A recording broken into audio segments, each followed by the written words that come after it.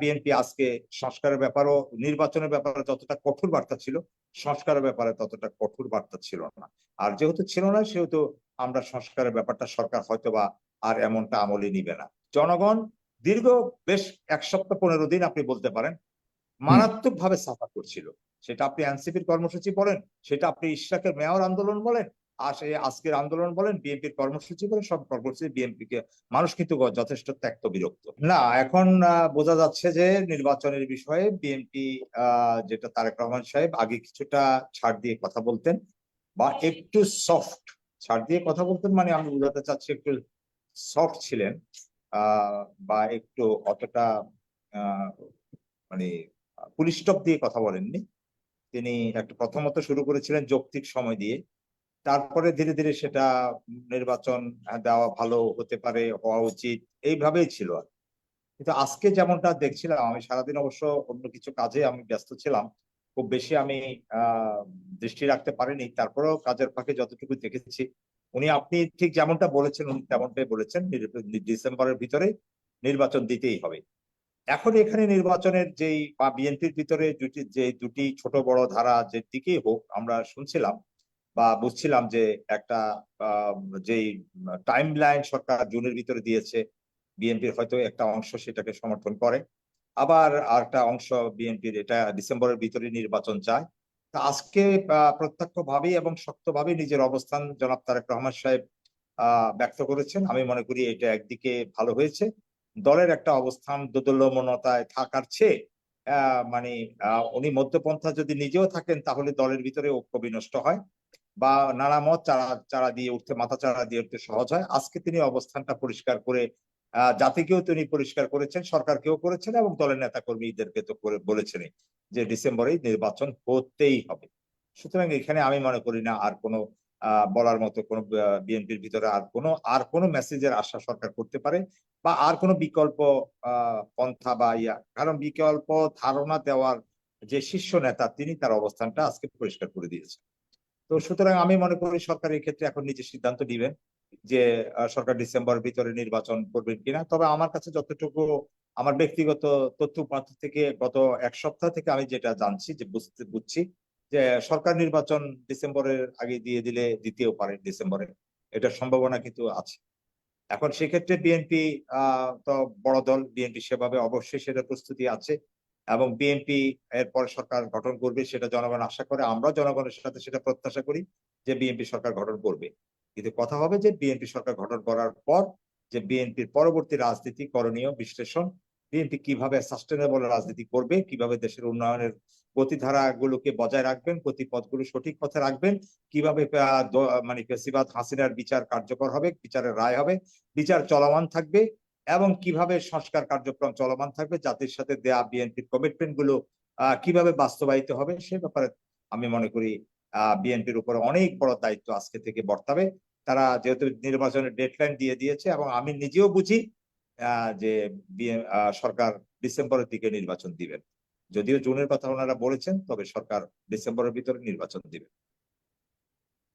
আচ্ছা, তার মানে এই নির্বাচন নিয়ে বা সংস্কার বিষয়ক যেসব অবস্থান ছিল বিভিন্ন পক্ষের, সংস্কার আর হচ্ছে না, সংস্কার থেকে সরকার নিজেও পিছু হতে হবে।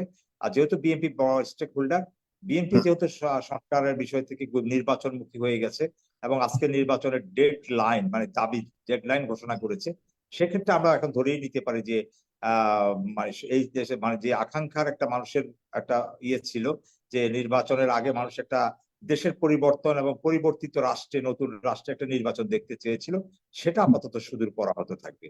সে সংস্কারের দিকে এই মুহূর্তে হচ্ছে না। সংস্কার বিএনপি কে সেটা দায়িত্ব নিয়ে করতে হবে, কিন্তু বিএনপি কতটা করতে পারবে সেটা নিয়ে নিশ্চয়ই বিএনপি নীতি নির্ধারক মহল আমাদের চেয়ে অনেক প্রাজ্ঞজন, অনেক বিজ্ঞজন, ওনারা অনেক বড় রাজনীতিবিদ, রাজনৈতিক দল, ওনারা নিশ্চয়ই সেটা বুঝেন। আমরা সেই অঙ্কগুলো পরে মেলাবো আর কি, আমাদের যে অঙ্কগুলো বা যে হিসেবগুলো আছে আর কি, যে মানে বিএনপি জুনে নির্বাচন হলে বা বিএনপি মার্চ এপ্রিলের নির্বাচনের ব্যাপারটাতে যদি ছাড় দিত সরকারকে, সংস্কারের কিছু কিছু বিষয় যদি একটু আজকে যদি কঠোর বার্তা থাকতো, তাহলে বিএনপি রেজাল্টটা হয়তো ভিন্ন হতে পারতো। কিন্তু আমাদের মনোমস্তিষ্ক দিয়ে তো, মনোজগতে তো আর বিএনপি খেলা করে না। বিএনপির পরিধি অনেক বড়, হ্যাঁ, বিএনপি তাদের মনোজগৎ নিয়ে তাদের রাজনীতিটাকে তারা ইয়ে করলো। আমরা সবসময় বিএনপিকে চেষ্টা করেছি ডিফেন্ড করার জন্য। আমরা দুঃসময় করেছি, এখনো আমরা করছি, ভবিষ্যতেও আমরা করব। সেটা আমরা আওয়ামী লীগ বিরোধী বলেই করব।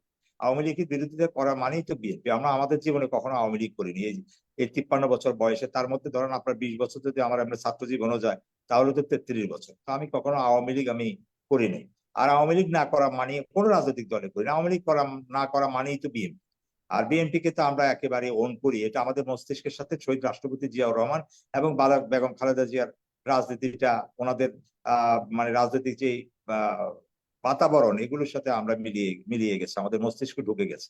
কিন্তু তারপরেও আমরা তো একেবারে দলকানা হতে পারবো না। দলের সব সিদ্ধান্ত যে একেবারে সঠিক পথে যাচ্ছে সেরকম হয়তো না। আমি ব্যক্তিগতভাবে মনে করি যে বিএনপি আজকে সংস্কারের ব্যাপারও, নির্বাচনের ব্যাপারে যতটা কঠোর বার্তা ছিল, সংস্কারের ব্যাপারে ততটা কঠোর বার্তা ছিল না।